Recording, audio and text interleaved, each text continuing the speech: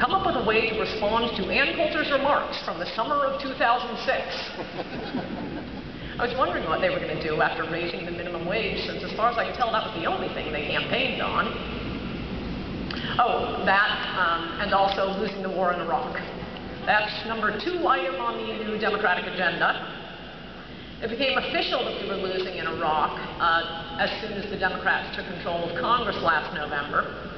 Overnight, we went from winning the war to losing.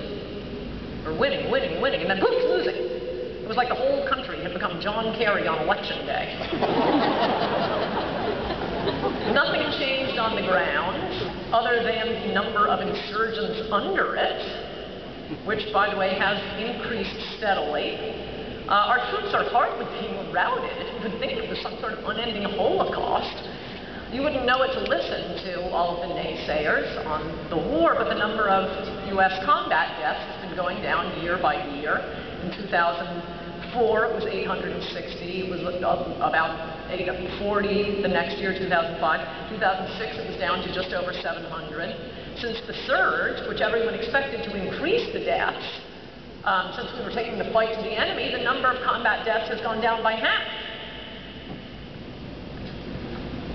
American deaths in Iraq have been falling like John Edwards' public approval ratings in New Orleans. And reflect on what our troops have accomplished. We've removed a crazed dictator who was torturing his own people, setting up rape rooms with his psychopathic sons. We presided over 3 democratic elections. I remember them waving the purple fingers. And we've kept terrorists tied up in Iraq so that there has not been another terrorist attack on American soil since 9/11. These aren't small accomplishments. And by the way, there are more aspirin overdoses every year in America than there are troops dying in Iraq. More people die of medical malpractice mistakes, or medical mistakes. More people die from insufficient exercise every year. And with that number of troop deaths, they have prevented another 9/11 attack.